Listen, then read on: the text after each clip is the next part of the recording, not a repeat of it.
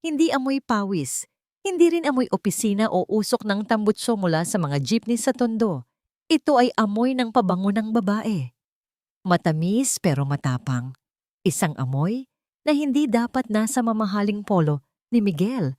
Napahinto ang kamay ni Liza sa pag-aayos ng kanilang maliit na hapagkainan.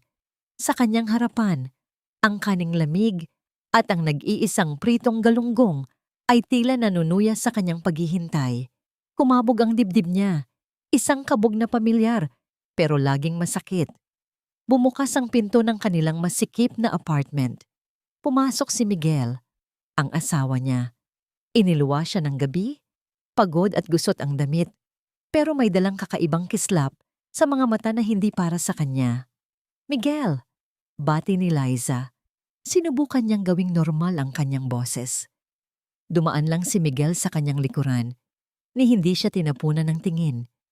Ang mabigat na pagbagsak ng kanyang leather briefcase sa sahig ang tanging sumagot sa kanya.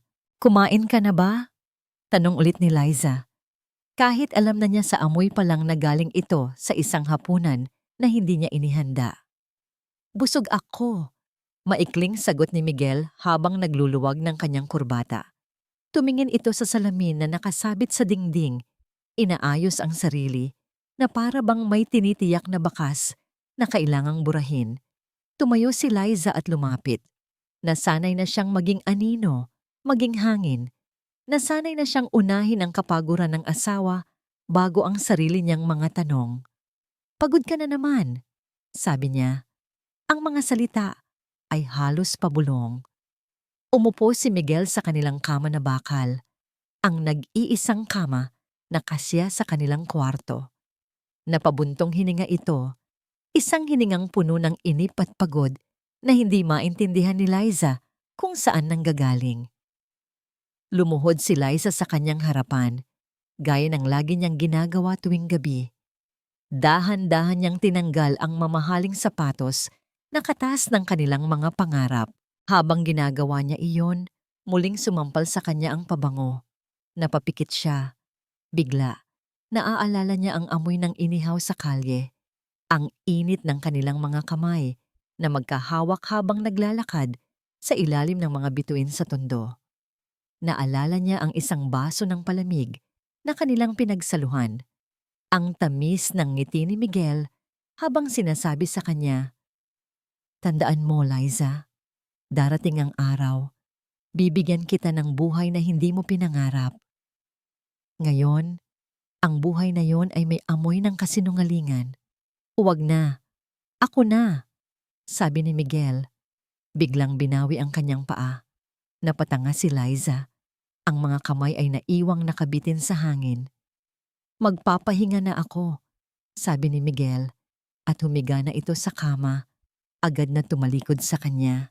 "Pagod ako, Liza. Bukas na tayo mag-usap. Bukas, laging bukas." Pero ang bukas ay hindi na dumarating. Tumayo si Liza at pinatay ang ilaw. Sa dilim, pinakinggan niya ang unti-unting paghilik ni Miguel. Pinakinggan niya ang ingay ng mga sasakyan sa labas, ang mga sigawan ng mga kapitbahay, ang lahat ng pamilyar na tunog na bumubuo sa kanilang mundo. Pero ang pinakamaingay sa lahat ay ang katahimikan sa pagitan nilang dalawa. Humiga siya sa maliit na espasyong itinira ni Miguel para sa kanya. Maingat na huwag itong madikit. Dati, ang higaang ito ang kanilang kanlungan. Ngayon, isa na itong malawak na disyerto. Ilang oras siyang nakatitig sa kisame, sa mga aninong nililikha ng ilaw mula sa bintana. Inisip niya kung saan siya nagkulang. Inisip niya kung ang pagmamahal ba ay nangangahulugang pagtitiis hanggang sa wala nang matira sa'yo. Nang halos mag-uumaga na, isang tunog ang bumasag sa katahimikan ng kwarto.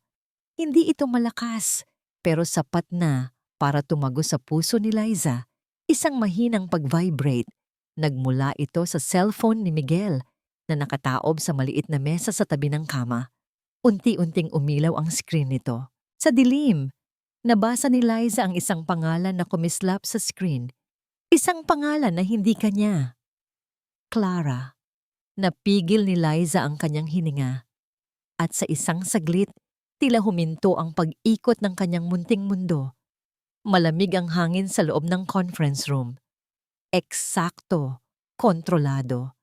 Malayong malayo sa nakakapasong init ng tondo. Dito, sa ika-35 palapag ng isang gusaling salamin sa Makati, si Miguel Castro ay hindi na isang simpleng lalaki na may mga pangarap. Isa na siyang hari. The numbers don't lie, gentlemen, sabi ni Miguel. Ang kanyang boses ay puno ng kumpiyansa. Itinuro niya ang graph sa malaking screen, isang pataas na linya na sumisimbolo sa kanyang tagumpay. Our projections for the next quarter are not just optimistic. They are inevitable. Nasa paligid ng mahabang mesa ang mga lalaking naka-Amerikana, mga taong kayang magpatakbo ng ekonomiya sa isang pirma lang. Lahat sila ay nakikinig sa kanya.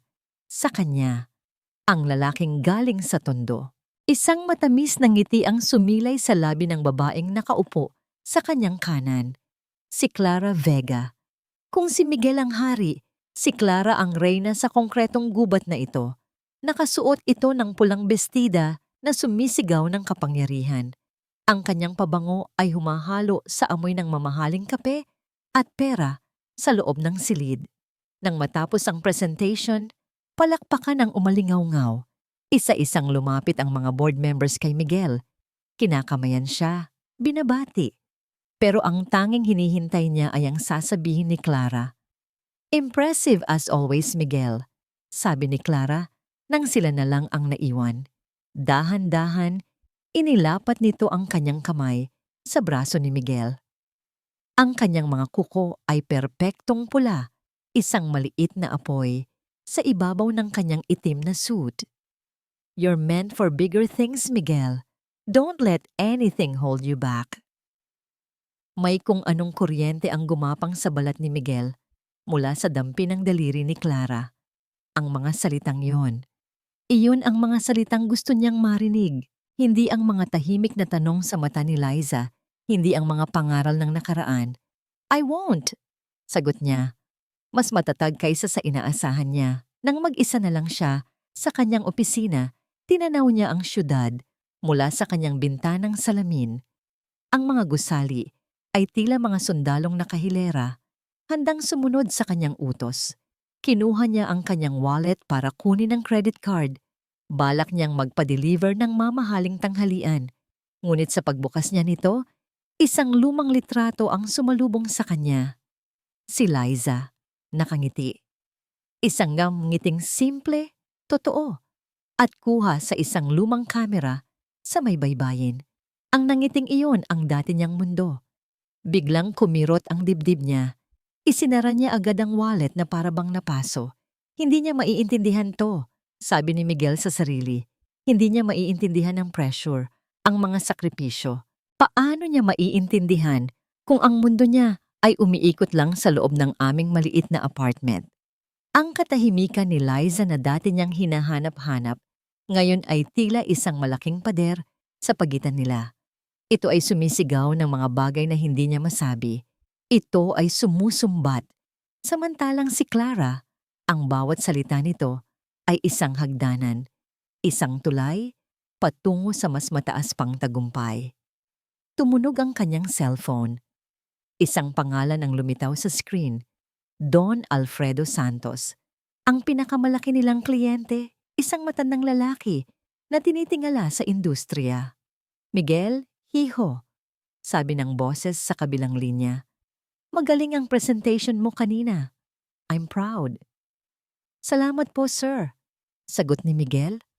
Agad na umayos ng upo. Pero tandaan mo, patuloy ni Don Alfredo, ang pundasyon ang pinakamahalaga sa isang gusali. Huwag mong kalimutan kung saan ka nagsimula. Naramdaman ni Miguel ang pag-init ng kanyang tenga. Isang pangaral. Kahit sa tuktok ng tagumpay niya, mayroon pa ring nagpapaalala sa kanya ng tondo, ng kahirapan, ng nakaraan. Opo, sir. Hindi ko po malilimutan. Pilit niyang sagot. Pagkababa ng telepono, isang inis ang kanyang naramdaman. Gabi na nang matapos ang sunod-sunod na meeting, sumabay si Clara sa kanya sa elevator. Let's celebrate, Sabi nito, ang boses ay malambing.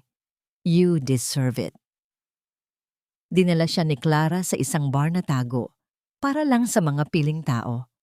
Ang ilaw ay madilim, ang alak ay mahal, at sa unang pagkakataon, nagkwento si Miguel. Nagkwento siya tungkol sa kanyang mga pangarap, sa kanyang takot na bumalik sa kahirapan, sa pakiramdam na palagi siyang may kailangang patunayan. At si Clara, nakinig lang, walang panghuhusga, tanging pag-unawa. Sa loob ng sasakyan ni Clara, sa parking lot ng gusali kung saan nakatira ito, ang katahimikan ay napuno ng tensyon. Ang mga ilaw ng Makati ang kanilang naging saksi. You see, Miguel? Sabi ni Clara, ang muka ay ilang pulgada na lang ang layo sa kanya. You don't have to prove anything anymore. You've already won. Dahan-dahan itong lumapit at hinalikan siya. Hindi ito isang halik na puno ng pag-ibig. Ito ay isang halik ng pag-angkin, ng pangako, ng isang bagong mundo. Hindi pumalag si Miguel. Hindi niya ito itinulak. It's time you choose a life you deserve. Bulong ni Clara sa gitna ng kanilang mga labi. At sa sandaling iyon, sa loob ng mamahaling sasakyan na amoy balat at tagumpay, pinili ni Miguel ang kanyang bagong buhay. Isang linggong naging estranghero si Miguel sa sarili nilang tahanan. Umuuwi siyang halos wala ng boses, diretso sa higaan at agad na tatalikod. Isang linggong naging palamuti na lang si Liza. Isang larawang hindi na pinapansin sa dingding. Isang linggong alam ni Liza na may katapusan ng lahat, pero hindi niya alam kung paano haharapin. Sa ikawalong gabi, umuwi si Miguel ng mas maaga kaysa dati. Hindi siya lasing, hindi rin mukhang pagod. Mayroon siyang kakaibang kalma, isang nakakakilabot na katahimikan na mas masahol pa sa galit. Hindi siya nagsalita agad. Umupo lang siya sa kanilang kama at pinanood si Liza habang naghahanda ito ng hapunan. Kahit alam niyang hindi na naman nito gagawin yon para sa kanya. Liza, sabi ni Miguel. At sa wakas, binitawan ang mga salitang kinatatakutan niya. Maupo ka. Sumunod si Liza. Umupo siya sa gilid ng kama, nag-iwan ng malaking espasyo sa pagitan nila. Ang espasyong yon ang sumisimbolo sa lahat. Tumingin si Miguel sa kanya. Walang emosyon. Tila isang business meeting lang ang lahat. Isang transaksyon na kailangang tapusin. Inilabas niya mula sa kanyang briefcase ang isang makapal na sobrang puti at ipinatong ito sa kama. Sa pagitan nilang dalawa. Ano yan? Tanong ni Liza. Kahit parang alam na ng puso niya. Pera, sabi ni Miguel. Sapat na para makapagsimula ka ulit. Hindi gumalaw si Liza. Ang kanyang mga mata ay nakatitig sa sobre. Pagkatapos ay sa mukha ni Miguel. Hinahanap niya ang lalaking pinakasalan niya, ang lalaking nangako sa kanya sa harap ng Diyos. Pero wala na siya. Ang kaharap niya ngayon ay isang estranghero. Umuwi ka muna sa probinsya, Liza, sabi ni Miguel. Ang boses ay patag. Walang bahid ng pagsisisi. Magpahinga ka. Malayo dito. Malayo sa'yo, ang gustong isagot ni Liza. Hindi na tayo nagkakaintindihan. Patuloy ni Miguel. Umiiwas ng tingin. Masyado nang mabilis ang takbo ng buhay ko. Masyado nang malaki ang mundo ko. Naramdaman ni Liza ang pag-init ng kanyang mga mata. Pero pinigilan niya. Hindi siya iiyak. Hindi sa harap niya. At ako? Sa wakas ay nagawa niyang itanong. Maliit lang ang mundo ko? Ganoon ba? Sa unang pagkakataon, nakita ni Liza ang isang kislap ng inis sa mga mata ni Miguel. Ang inis ng isang taong nahuli sa kanyang kasalanan. Hindi mo na ako maintindihan, Liza. Maiiwan ka lang. Sabi niya, ang mga salita ay kasing talim ng kutsilyo. Ginagawa ko to para sa'yo. Para sa akin? O para sa sarili mo? Pero hindi na niya sinabi. Para saan pa? Tumayo si Liza. Sa bawat galaw niya, merong bigat. Pero meron ding dignidad. Hindi siya nagmakaawa. Hindi siya sumigaw. Pumunta siya sa kanilang lumang aparador na kahoy. Dahan-dahan niyang inilabas ang kanyang mga damit, ang mga blusang kupas, ang mga bestidang minsan lang na isuot. Bawat isang piraso ay isang alaala. Ang damit na suot niya nung una silang magkita. Ang blusang regalo ni Miguel nung unang sahod nito. Tinitiklop niya ang mga ito ng maayos at inilalagay sa loob ng kanyang lumang maleta. Si Miguel, nakaupo lang, pinapanood siya. Marahil ay hinihintay niya ang mga luha, ang mga sumbat, pero wala siyang ibinigay. Ang tanging maririnig sa loob ng kwarto ay ang tunog ng zipper ng maleta na isinasara. Huminto si Liza sa harap ng salamin. Tiningnan niya ang sarili. Ang babaeng pagod. Ang babaeng maraming taon na nagtiis. Pero sa likod ng pagod na yon, nakita niya ang isang kislap ng lakas na hindi niya alam na mayroon pala siya. Huminga siya ng malalim. Sana mahanap mo ang hinahanap mo, Miguel. Sabi niya, hindi nakatingin dito. Sana maging masaya ka. Iyon lang, kinuha niya ang kanyang maleta. Sa bawat hakbang niya patungo sa pinto, pakiramdam niya ay may tinatanggal siyang mabigat na kadena sa kanyang mga paa. Bago niya pihitin ang seradura, huminto siya. Hindi siya lumingon kay Miguel. Sa halip, iginala niya ang kanyang paningin sa maliit na kwartong yon sa huling pagkakataon. Ang mga pader na saksi sa kanilang mga tuwa at luha. Ang sahig na naging higaan nila noong wala pa silang kama. Ang bawat sulok ay may isang alaalang nakatago. Pagkatapos ay ipinikit niya ang kanyang mga mata at kasabay ng pagpikit na yon ay ang pagpapaalam sa lahat. Binuksan niya ang pinto at humakbang palabas sa gabi ng tondo. Hindi na siya lumingon pa. Ang marahang pagsara ng pinto ay umalingaw-ngaw sa loob ng apartment na parang isang putok ng baril. Naiwan si Miguel sa katahimikan. Isang katahimikang iba. Hindi na ito ang katahimikan ng tensyon, kundi ang katahimikan ng kawalan. Tiningnan niya ang espasyo kung saan nakatayo si Liza kanina. Tiningnan niya ang sobre ng pera sa ibabaw ng kama na hindi man lang nito ginalaw. Isang kakaibang pakiramdam ng pagkabalisa ang gumapang sa kanyang dibdib. Isang malamig na pakiramdam na hindi niya maintindihan. Isang tanong na bumubulong sa kanyang isipan. Ganito lang ba kadali? Pero bago pa man niya masuri kung ano yon, umilaw ang screen ng kanyang cellphone. Isang text message mula kay Clara. He's all yours now. Let's celebrate. Nabura ang lahat ng bakas ng pag-aalinlangan sa kanyang mukha. Napalitan ito ng isang ngiti. Isang ngiti ng tagumpay. Kinuha niya ang cellphone at mabilis na nag-reply.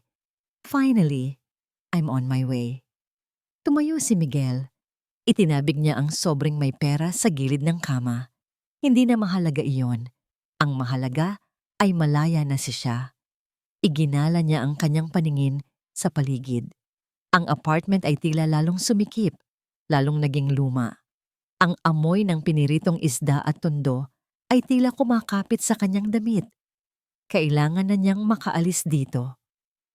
Mabilis niyang kinuha ang kanyang briefcase, siniguradong tuwid ang kanyang kurbata sa salamin at walang alinlangan na lumabas ng pinto. Isinasara ito nang hindi man lang nag-iisip sa kung ano ang kanyang iniwan sa likod.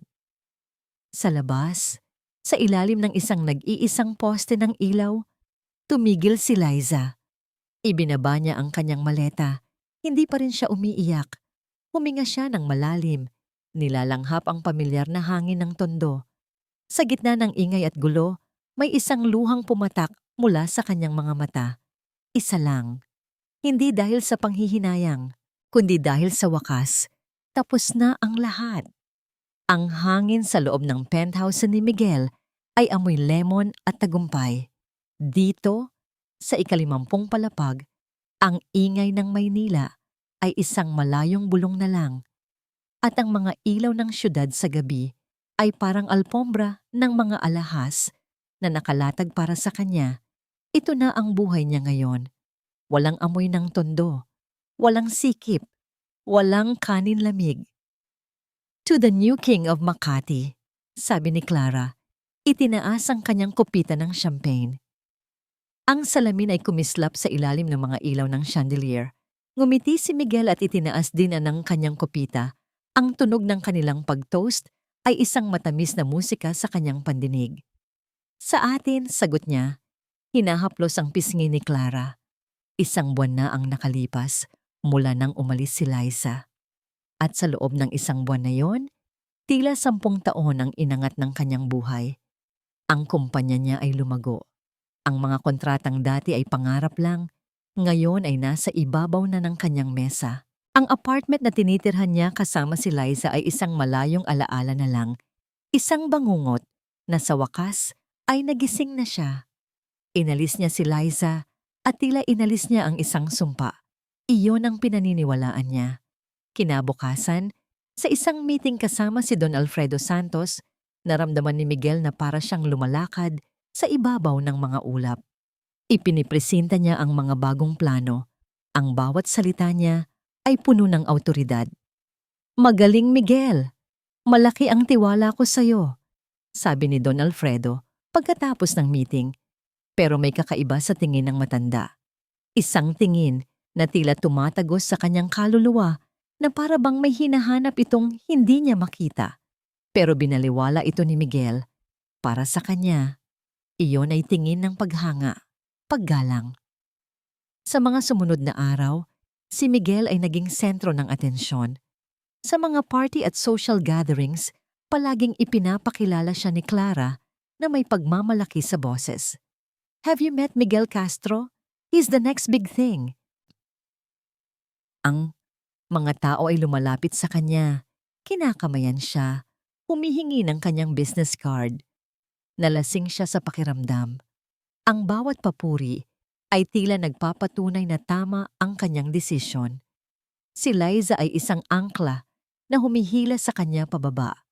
Ngayong malaya na siya, kaya na niyang lumipad.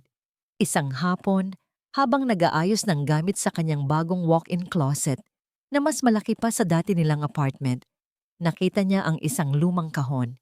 Binuksan niya ito. Sa loob, naroon ang mga huling bakas ng kanyang nakaraan. Isang kupas na t-shirt na paborito niyang isuot sa bahay. Isang gasgas na picture frame na may larawan nilang dalawa ni Liza. Kuha sa isang murang perya. Tiningnan niya ang mga ito na para bang mga basura, mga pabigat, mga paalala ng isang buhay na ayaw na niyang balikan. Walang pag-aalinlangan, kinuha niya ang kahon, dinala sa basurahan, at ibinagsak doon. Sa pagbagsak nito, naramdaman niya ang isang kakaibang gaan, isang paglaya. Tapos na siya sa nakaraan, handa na siya para sa hinaharap.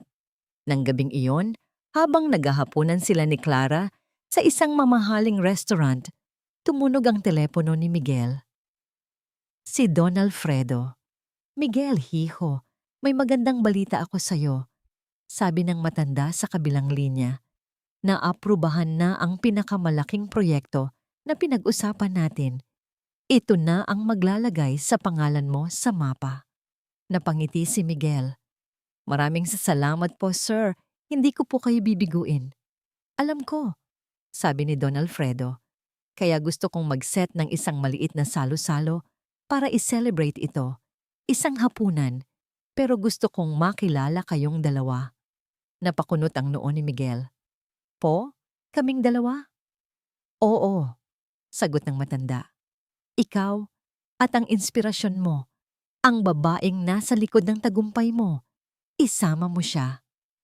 Pagkababa ng telepono, tiningnan ni Miguel si Clara na nagtataka. "Ano yon, mahal?" tanong ni Clara. Ngumiti si Miguel, isang nangiting mayabang at puno ng katiyakan. "Si Don Alfredo, gusto niyang mag-dinner tayo. Gusto kanyang makilala." Agad na naunawaan niya. Siyempre, si Clara ang tinutukoy ni Don Alfredo. Sino pa ba? Ang matalino, maganda, at maimpluwensyang si Clara Vega, ang babaeng perpektong katabi para sa isang hari. Sa probinsya, iba ang oras.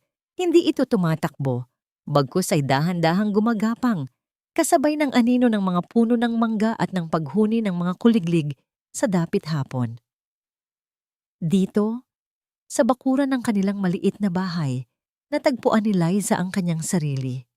Ang mga kamay niya, na dati sanay sa pag-aasikaso kay Miguel, ay ngayoy abala sa pagbubungkal ng lupa. May maliit silang hardin ng gulay, at sa bawat pagdilig niya sa mga halaman, tila may kung anong tuyot sa loob niya ang muling nabubuhay. Isang umaga, habang nag-aani siya ng mga talong na siya mismo ang nagtanim, isang ngiti ang sumilay sa kanyang mga labi. Totoo, walang halong pait. Nakita siya ng kanyang ina mula sa bintana. Lumabas ito, may dalang dalawang baso ng malamig na tubig. Mukhang masaya ang mga alaga mo, sabi ng kanyang ina. Tinutukoy ang mga halaman. Opo, inay, sagot ni Liza. Tinanggap ang baso. Sila yata ang nag-aalaga sa akin. Umupo sila sa isang bangkong kawayan sa ilalim ng puno. Matagal na hindi nagsalita ang kanyang ina. Hinaplos lang nito ang kanyang likod. Ang mahalaga ay buo ka, anak, bulong nito. Ang mga sugat, naghihilom, pero ang pagkatao mo, dapat laging buo. Niyakap ni Liza ang kanyang ina. Sa yakap na yon, naramdaman niya ang lahat ng pagmamahal na akala niya ay nawala na sa mundo. Kinahapunan, naisipan ni Liza na maglinis ng lumang aparador ng kanyang ina. Habang inaalis niya ang mga damit na amoy naftalina, may nahulog na isang maliit na baul na gawa sa nara. Maalikabok ito at lumana. Ano po ito, inay? Tanong niya. Ngumiti ang kanyang ina. Mga alaala ng nakaraan, anak. Buksan mo. Dahan-dahang binuksan ni Liza ang baul. Sa loob, may mga lumang litrato. Isang larawan ng kanyang ina, noong dalaga pa ito, nakasuot ng uniforme ng nurse. Sa tabi nito, may isang larawan ng isang magandang babae na nakangiti, pero may bakas ng sakit sa kanyang mga mata. At sa ilalim ng mga litrato, may isang sobrang naninilaw na. Maingat niyang binuksan ito at inilabas ang sulat sa loob. Ang papel ay marupok na sa katagalan. Ang sulat ay mula sa isang lalaking nagngangalang Alfredo Santos. Nagsimulang magbasa si Liza. Ang sulat ay isang pasasalamat. Ikinuwento nito kung paano inalagaan ng kanyang ina, si Aling Flor, ang asawa ni Don Alfredo, sa mga huling araw nito. Isang mabigat na karamdaman ang dumapo sa ginang at ang kanyang ina ang naging liwanag nito sa gitna ng kadiliman. Hindi ko alam kung paano ko masusuklian ang kabutihan mo, Flor. Basa ni Liza sa sulat. Hindi lang bilang isang nurse, kundi bilang isang kaibigan. At ang anak mong si Liza, na kahit bata pa ay nagbibigay aliw sa aking asawa sa kanyang mga simpleng kwento. Hinding-hindi ko malilimutan ang kabutihan ng iyong pamilya. Biglang nagbalik ang mga alaala. Isang malaking bahay, isang mabait na ginang na palaging nagpapangiti sa kanya. Isang lalaking laging malungkot ang mga mata. Si Don Alfredo, ang amo ni Miguel. Nabitawan ni Liza ang sulat. At bigla, may isa pang alaala ang sumabog sa kanyang isipan. Mas malinaw, mas masakit. Ilang taon na ang nakalipas nung nagsisimula pa lang sila ni Miguel. Ipinakita niya rito ang sulat na ito na ikinuwento sa kanya ng kanyang ina. Naalala niya ang kislap sa mga mata ni Miguel noon.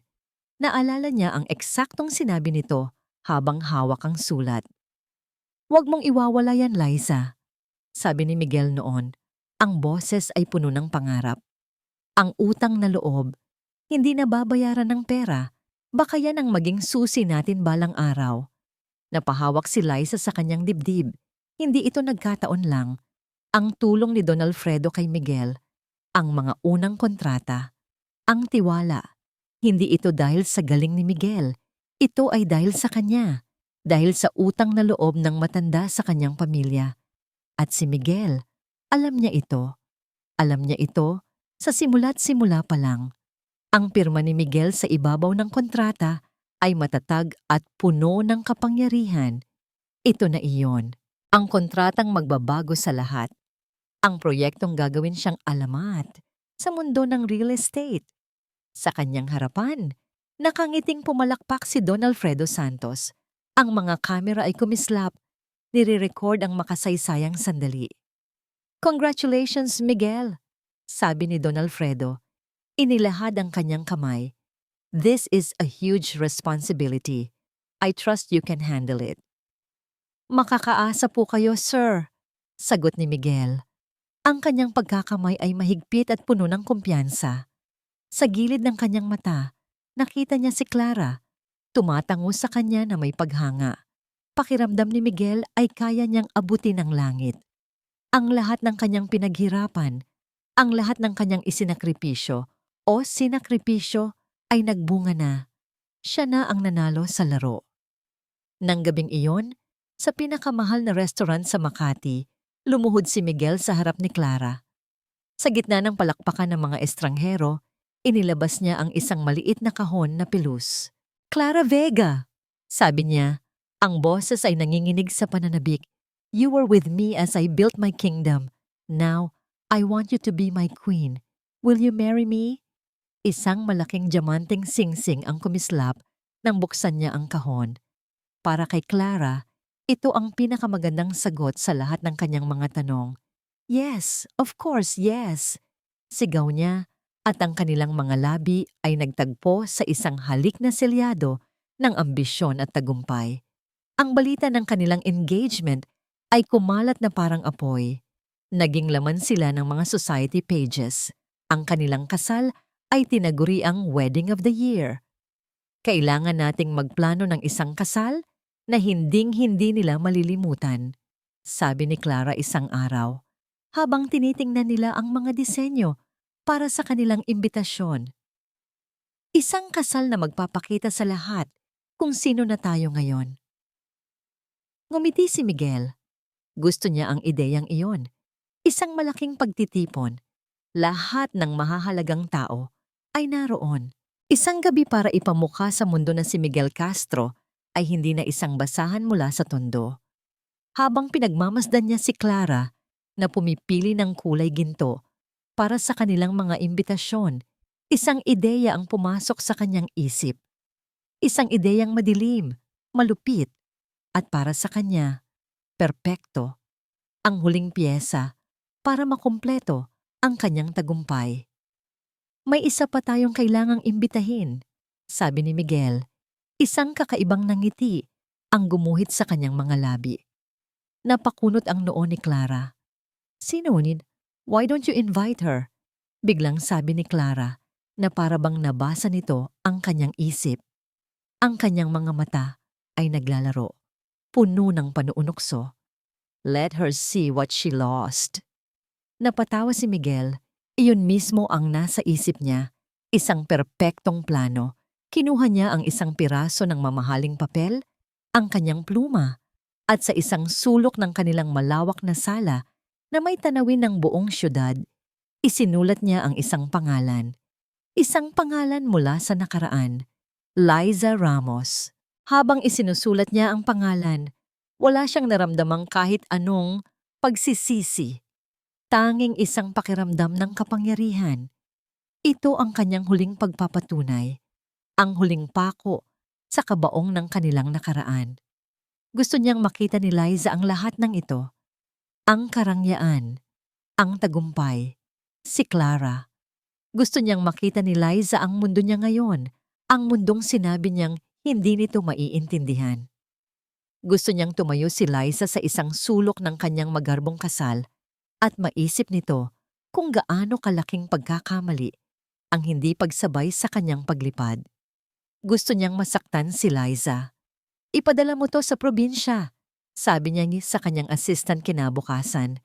Iniabot ang imbitasyong nakasilid sa isang magarang sobre. Make sure na personal niyang matatanggap. Samantala, sa probinsya, isang umaga habang nagdidilig si Liza ng kanyang mga halaman, isang kartero ang huminto sa kanilang tapat.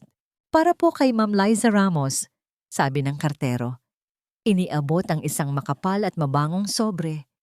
Nagtaka si Liza. Wala siyang inaasahang sulat. Nang makita niya ang mga pangalang nakaukit sa gintong tinta sa imbitasyon, biglang nanlamig ang kanyang mga kamay. Miguel Castro and Clara Vega request the honor of your presence at their wedding. Nabitawan niya ang pandilig. Ang tubig ay dumaloy sa lupa, pero hindi niya ito naramdaman. Ang kanyang mga mata ay nakatitig sa mga pangalan. Paulit-ulit, na para bang kung tititigan niya ito ng matagal, baka magbago ang nakasulat. Baka maging isang masamang panaginip lang ang lahat. Pero hindi. Ito ay totoo. Isang paanyaya, isang insulto na nakabalot sa magandang papel. Ang imbitasyon ay nakapatong sa maliit na mesa sa sala. Tila isa itong bomba na naghihintay na sumabog. Buong araw, hindi ito ginalaw ni Liza. Tinitingnan niya lang ito paminsan-minsan na para bang isa itong ahas na anumang oras ay maaaring manuklaw. Nang gumabi, kinuha niya ito at dinala sa kanyang kwarto. Sa liwanag ng isang maliit na lampara, binasa niya ulit ang mga salita. Ang bawat letra ay tila isang karayom na tumutusok sa kanyang puso. Anong gusto mo, Miguel? Bulong niya sa hangin. Gusto mong makita kitang umiiyak? Gusto mong makita akong magmakaawa? Isang galit ang nagsimulang umusbong sa kanyang dibdib. Isang galit na matagal na niyang itinago. Kinuha niya ang isang posporo. Sisindihan na sana niya ang sulok ng imbitasyon. Hahayaan itong maging abo. Katulad ng mga abo ng kanilang mga pangako. Ngunit bago pa man dumikit ang apoy sa papel, isang alaala ang biglang pumasok sa kanyang isip. Ang araw ng kanilang kasal. Isang simpleng kasal sa huwes, walang magarbong damit, walang maraming bisita. Ang suot lang niya ay isang puting bestida na hiniram niya sa kanyang pinsan. Si Miguel naman ay nakasuot ng barong na minana pa sa kanyang lolo. Pero masaya sila. Habang isinusuot ni Miguel ang manipis na singsing na ginto sa kanyang daliri, tumingin ito sa kanyang mga mata at bumulong. Sa hirap at ginhawa, Liza, pangako. Napapikit si Liza. Isang butil ng luha ang pumatak sa imbitasyon, binabasa ang gintong tinta. Hindi ito galit, kundi kirot. Isang malalim at matinding kirot para sa lalaking minahal niya at sa lalaking nawala na ngayon. Bumukas ang pinto ng kanyang kwarto. Ang kanyang ina may dalang isang tasang mainit na salabat. Nakita ko ang sulat kanina, sabi ni Aling Flor. Umupo sa tabi niya. Hindi ito nagtanong, hindi ito nanghusga. Ayoko pong pumunta, inay, sabi ni Liza. Ang boses ay basag. Para ko na ring sinampal ang sarili ko. Alam ko, sagot ng kanyang ina. Hinahaplos ang kanyang buhok. Pero tanungin mo ang sarili mo, anak. Kung hindi ka pupunta, dahil ba sa takot ka? O dahil sa galit ka? Hindi nakasagot si Liza. Ang galit? Parang lason yan, anak. Patuloy ni Aling Flor. Ikaw lang din ang iinom. Kung pupunta ka doon na may galit, talo ka. Kung hindi ka pupunta dahil natatakot kang masaktan, talo ka pa rin. Ano po ang gagawin ko, inay? Tiningnan siya ng kanyang ina. Ang mga mata nito ay puno ng pagmamahal at karunungan. Huwag kang pumunta dyan para sa kanya. Huwag kang pumunta para ipakita sa kanya na matapang ka. Pumunta ka para sa sarili mo. Pumunta ka para harapin ang nakaraan mo. Tingnan mo ito sa mata. At pagkatapos ay talikuran mo ng tuluyan. Para isara mo na ang pinto. Para sa susunod na umaga, paggising mo, malaya ka na. Ang mga salita ng kanyang ina ay tila gamot na humaplos sa kanyang mga sugat. Magdamag, hindi natulog si Liza. Nakaupo lang siya sa tabi ng bintana, pinagmamasdan ng buwan. Iniisip niya ang lahat, ang pag-ibig, ang sakit, ang sakripisyo, ang katotohanan. Hindi siya galit kay Miguel dahil sa pag-iwan nito sa kanya. Galit siya dahil ginawa siyang tanga ni Miguel. Ginamit siya nito. Ang kabutihan ng kanyang pamilya ay ginawa nitong hagdanan. At nang makarating sa tuktok, sinipa nito ang hagdan pababa. Pero hindi na mahalaga ang galit.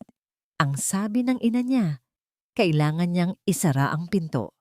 Kinabukasan, sa pagsikat ng araw, tumayo si Liza at humarap sa salamin. Tiningnan niya ang kanyang refleksyon. Hindi na ang babaeng umiiyak sa dilim. Ang nakikita niya ngayon ay isang babaeng pagod na, pero hindi pa rin sumusuko. Isang babaeng nasaktan, pero buo pa rin. Lumabas siya ng kwarto. Naabutan niya ang kanyang ina na naghahanda ng almusal. "Inay," sabi niya, ang kanyang boses ay kalmado at buo. Napalingon si Aling Flor. "Pupunta po ako." Isang maliit na ngiti ang sumilay sa labi ng kanyang ina. "Pupunta po ako, inay." Pag-uulit ni Liza, mas matatag ngayon. Oras na para isauli ko ang isang bagay na hindi naman talaga para sa akin. Ang unang humampas kay Liza pagpasok niya sa grand ballroom ng hotel ay ang lamig. Ang lamig ng aircon ay tila tumatagos sa kanyang simpleng bestidang kulay krema. Isang damit na pinili niya hindi para magpasikat, kundi para bigyan ng respeto ang sarili. Ang pangalawa ay ang ingay. Hindi ito ang ingay ng tondo. Ito ay isang malambing na tunog ng violin, ng mahihinang tawanan, ng kalansing ng mga kopita, ng champagne. Isang ingay na bumubulong sa kanya na hindi siya kabilang dito. Iginala niya ang kanyang paningin. Ang mga naglalakihang chandelier ay nakabitin sa kisame na parang mga bituin na nahulog mula sa langit. Ang mga bisita ay nakasuot ng mga damit at alahas na marahil ay mas mahal pa sa lahat ng naipon nila ni Miguel sa loob ng 10 taon. Pakiramdam niya ay isa siyang munting ibon na naligaw sa isang gubat ng mga agila. Pumunta siya dito para isara ang isang pinto. Iyon ang sabi niya sa kanyang sarili. Pero habang nakatayo siya sa gitna ng dagat ng mga taong hindi niya kilala, pakiramdam niya ay siya ang isinasara sa labas. At pagkatapos, nakita niya sila. Sa isang entablado sa gitna ng ballroom, sa ilalim ng liwanag, nakatayo si Miguel at si Clara. Para silang mga hari at reyna sa kanilang palasyo. Si Clara, napakaganda sa kanyang puting gown na kumikinang. Si Miguel, napakakisig sa kanyang itim na suit. Ang buhok ay maayos na nakas-petrolyo. Magkahawak ang kanilang mga kamay, tinatanggap ang mga pagbati ng mga bisita. At ang ngiti ni Miguel, ang ngiting iyon. Dati, para sa kanya ang nangiting iyon. Ngayon, isang nangiting puno ng tagumpay at pagmamay-ari. Isang nangiting hindi na para sa kanya. Kailanman, naramdaman ni Liza na parang may pumiga sa kanyang puso. Ang lahat ng tapang na inipon niya sa loob ng ilang linggo ay unti-unting natunaw. "Bakit pa ako pumunta dito?" tanong niya sa sarili. "Anong gusto kong patunayan? Na kaya kong harapin ito?" Ang mga salita ng kanyang ina ay tila nawalan ng saysay. Biglang nagtama ang kanilang mga mata. Sa gitna ng karamihan, nakita siya ni Miguel. Walang gulat sa mukha nito. Tanging isang munting pagtaas ng sulok ng kanyang labi. Isang mapanuyang panuyang ngiti. Isang ngiting nagsasabing, tingnan mo ang lahat ng sinayang mo. Tingnan mo ako ngayon. Iyon na. Iyon ang sumira sa lahat ng natitirang lakas ni Liza. Gusto niyang tumakbo. Gusto niyang magtago. Gusto niyang bumalik sa probinsya at hindi na muling tumingin pa. Ang bawat tawa sa ballroom ay tila isang pangungutya sa kanya. Ang bawat kislap ng diamante ay tila bumubulag sa kanya. Talo na siya. Ito ang gusto ni Miguel at naibigay niya ito. Walang nakakapansin sa kanya. Isa lang siyang anino sa isang sulok, isang multo ng nakaraan. Dahan-dahan siyang tumalikod. Handa nang lisanin ang lugar na yon at wag nang bumalik pa. Handa nang tanggapin ang kanyang pagkatalo.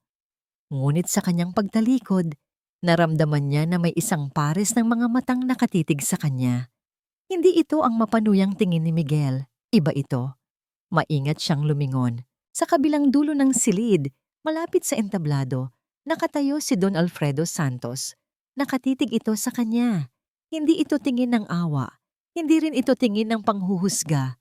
Ito ay isang tingin ng pagkilala, isang tingin ng malalim na respeto, at sa isang saglit, sa gitna ng kanyang pakiramdam, ng lubos na pagkatalo, naramdaman ni Liza na marahil hindi pa tapos ang lahat. Nakita ni Miguel ang pagtalikod ni Liza, isang ngiti ng kasiyahan ang gumuhit sa kanyang labi. Tapos na, nanalo na siya. Ang huling anino ng kanyang nakaraan ay handa nang maglaho sa dilim, talunan at wasak. Ito ang perpektong gabi. Ang kanyang reyna ay nasa kanyang tabi, ang kanyang kaharian ay nasa kanyang paanan, at ang kanyang kaaway ay sumuko na. "Excuse me for a moment, my dear," bulong niya kay Clara. "May kailangan lang akong tapusin." Bago pa man makasagot si Clara, humakbang na si Miguel pababa ng entablado. Mayroon siyang isang huling gagawin. Isang huling pagpapakita ng kanyang kapangyarihan. Lalapitan niya si Liza bago ito makaalis. Bibigyan niya ito ng ilang salita, ng pekeng pakikiramay, mga salitang magsisilbing asin sa mga sugat nito. "Liza, I'm glad you could make it." Iyon ang sasabihin niya. "I hope you find your own happiness too." Ang bawat salita ay magiging isang patunay ng kanyang pagiging mas nakatataas. Nagsimula siyang maglakad patungo sa direksyon kung saan niya huling nakita si Liza. Ang kanyang mga hakbang ay kampante at mayabang. Ang mga bisita ay bumabati sa kanya, ngunit tanging ang kanyang target ang nasa kanyang isip. Ngunit bago pa man siya makalapit, isang anino ang dumaan sa kanyang harapan. Mas mabilis, mas may awtoridad. Si Don Alfredo Santos. Nakita ni Miguel kung paano nilampasan siya ng matanda at naglakad ng diretso patungo kay Liza. Nagtaka siya. Ano ang gagawin ng pinakamakapangyarihang tao sa silid na yon sa isang babaeng wala namang halaga? Huminto si Miguel. Mula sa kanyang kinatatayuan, pinanood niya ang eksenang hindi niya inaasahan. Lumapit si Don Alfredo kay Liza. At sa harap ng daan-daang matang nakatingin, sa harap ng buong alta sosyedad ng Maynila, ang iginagalang na si Don Alfredo Santos ay bahagyang yumukod, isang pagyukod ng paggalang. "Liza, iha," sabi ni Don Alfredo, ang kanyang boses. Kahit mahina, ay tila umalingaw-ngaw sa buong ballroom dahil sa biglaang katahimikan. "Nagagalak akong makita ka." Hindi makapaniwala si Miguel sa kanyang nakikita. Nanigas siya sa kanyang kinatatayuan. Ang mga tao sa paligid ay nagsimulang magbulungan. Nagtataka. Si Clara, mula sa entablado, ay nakakunot ang noo. Hindi maintindihan ang nangyayari. "Sir Alfredo," magalang na sagot ni Liza. Ngumiti ang matanda. Isang ngangiting puno ng pamilyaridad at pagmamahal. "Matagal na tayong hindi nagkita. Kamusta na ang iyong ina?"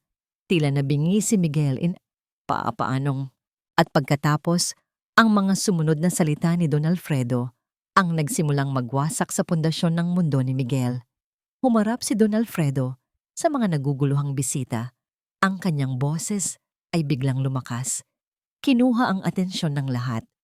Ngunit ang kanyang mga mata ay nakatutok kay Miguel. "Marami sa inyo ang nagtataka kung bakit ko ibinigay ang aking buong tiwala kay Mr. Miguel Castro." Simula niya. Isang binatang galing sa wala, ngunit ngayon ay nasa tuktok. Naramdaman ni Miguel ang pagbilis ng kanyang pulso. Ito na. Ang pagkilala. Ang papuri. "I invested in you, Miguel." Patuloy ni Don Alfredo. Ang kanyang boses ay naging kasing lamig ng yelo. "Because I believe in the character of the woman who stood by you." Itinuro niya si Liza. "Ipinusta ko ang milyon-milyon sa'yo dahil sa utang na loob ko sa pamilya ng babaeng ito. Isang utang na loob na hinding-hindi mababayaran ng kahit anong halaga." Ang kanyang ina ang nag-alaga sa aking yumaong asawa. At siya, tiningnan niya ulit si Liza. Siya ang nagbigay ng ngiti sa aking asawa sa mga huling araw nito. Isang nakabibinging katahimikan ang bumalot sa buong ballroom. Ang tanging maririnig ay ang tibok ng puso ni Miguel na dumadagundong sa kanyang mga tainga.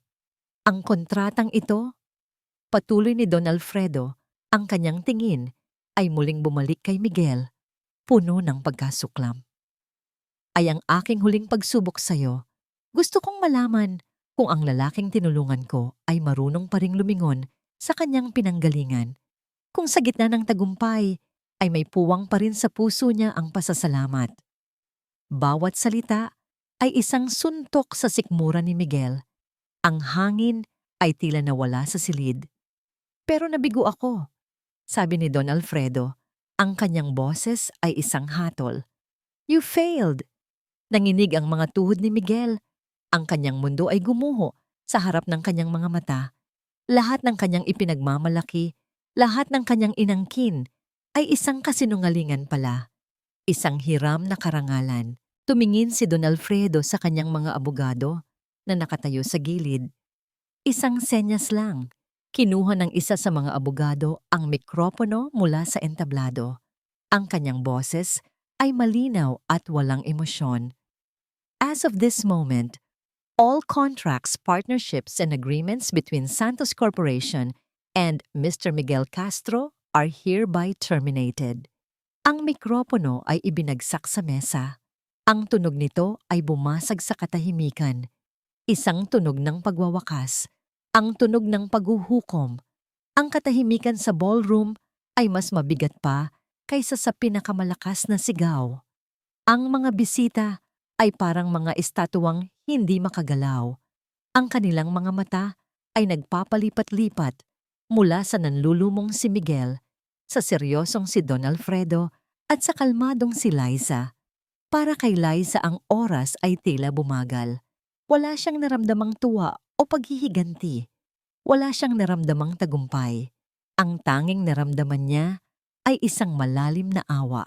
Awa para sa lalaking minsan niyang minahal, na ngayon ay hubad sa lahat ng kanyang kayabangan, nakatayo sa gitna ng mga guho ng kanyang pekeng kaharian.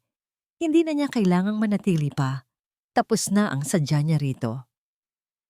Sa gitna ng kaguluhan, habang ang mga tao ay nagsisimulang magbulungan, dahan-dahang humakbang si Liza, hindi patungo sa pinto, kundi patungo sa isang maliit na mesa kung saan nakalagay ang mga regalo para sa bagong kasal. Ang bawat hakbang niya ay sinusundan ng tingin ng lahat. Nang makarating siya sa mesa, dahan-dahan niyang hinubad mula sa kanyang daliri ang isang bagay na matagal na niyang itinatago. Isang manipis at lumang singsing na ginto. Ang kanilang singsing pangkasal. Maingat niya itong ipinatong sa ibabaw ng mesa, sa tabi ng isang tore ng mga regalo na nakabalot sa mamahaling papel. Humarap siya sa direksyon ni Miguel, ngunit hindi niya ito tiningnan sa mata. Tumingin lang siya sa kawalan, sa espasyo sa pagitan nilang dalawa.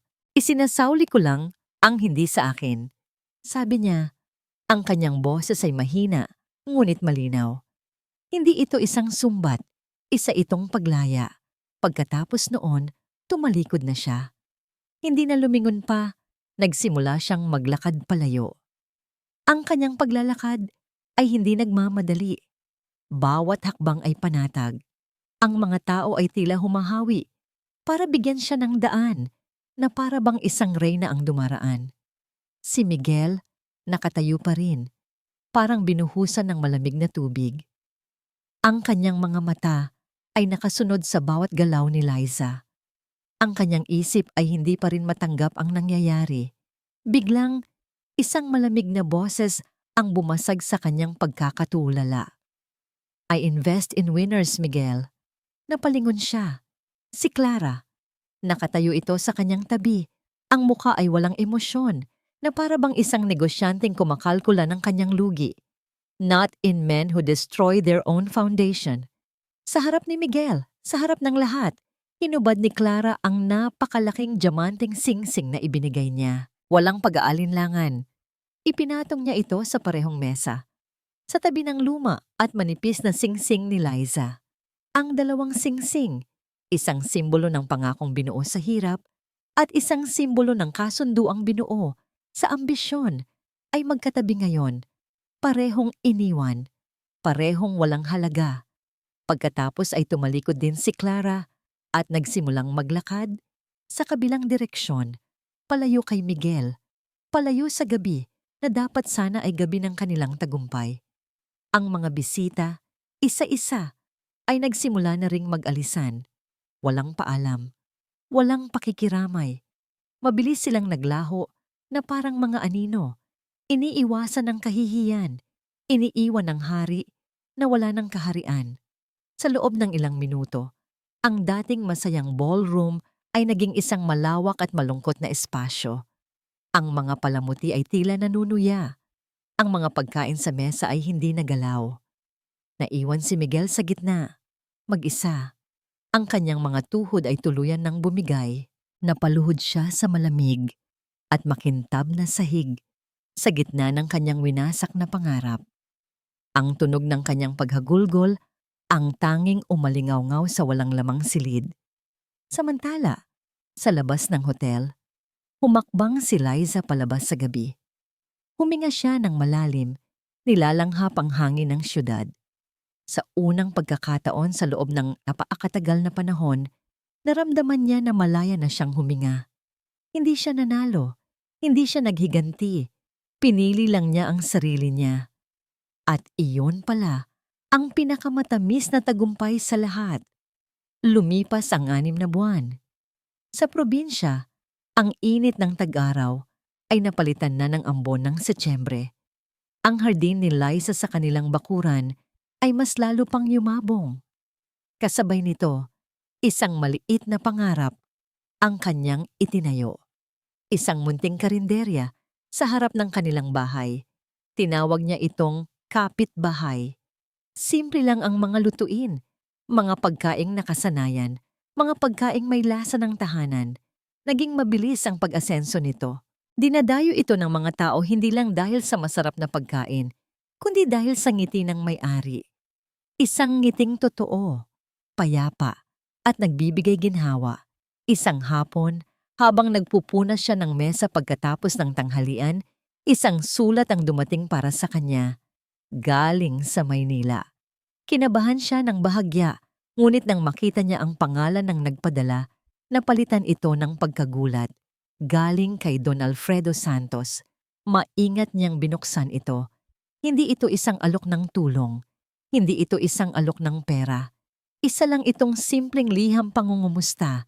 Kinukumusta siya at ang kanyang ina. Sa dulo ng sulat, may isang pangungusap na tumatak sa kanya. Ang tunay na yaman, Liza, ay hindi ang mga bagay na ating pagmamay-ari, kundi ang kapayapaan sa ating puso. Ikinagagalak kong natagpuan mo na ang sayo. Itinupi ni Liza ang sulat at inilagay sa kanyang bulsa. Tumingala siya sa langit. Ngumiti siya. May mga balita pa ring nakakarating sa kanya tungkol kay Miguel. Paminsan-minsan, may mga kamag-anak silang umuuwi galing Maynila na may dalang kwento. Nalugi daw ang kumpanya. Ibinenta ang penthouse. Ang mga magagarang sasakyan ay binawi ng bangko. Si Clara Vega ay hindi na muling nagpakita. Ang huling balita na narinig niya ay nakita daw si Miguel na muling naglalakad sa mga eskinita ng Tondo. Payat, gusot ang damit, sinusubukang magsimula muli mula sa wala. Nang marinig niya iyon, wala siyang naramdaman. Hindi galit, hindi awa, hindi rin tuwa.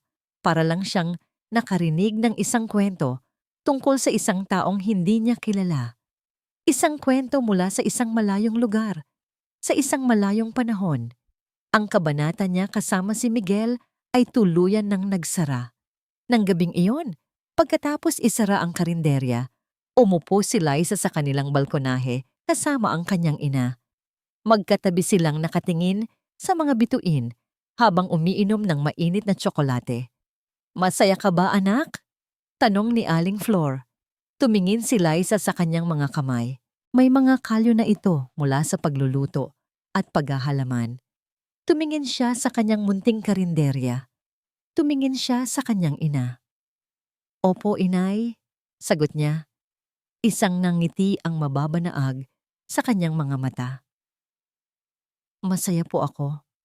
Hindi na niya hinahanap ang pag-ibig sa iba. Hindi na niya kailangan ang pagpapatunay mula sa kaninuman. Ang buhay niya ay hindi na tungkol sa paghihintay sa isang asawang uuwi ng gabi. Hindi na ito tungkol sa kanin-lamig at halik na wala. Ang buhay niya ngayon ay tungkol sa pagsikat ng araw sa umaga. Tungkol sa amoy ng bagong saing na kanin. Tungkol sa tawa ng kanyang mga suki. Tungkol sa yakap ng kanyang ina. Tungkol sa kapayapaan. Huminga siya ng malalim, nilalanghap ang sariwang hangin ng probinsya. Hindi niya alam kung ano ang dala ng bukas, pero sa unang pagkakataon, hindi siya natatakot. Handa na siya.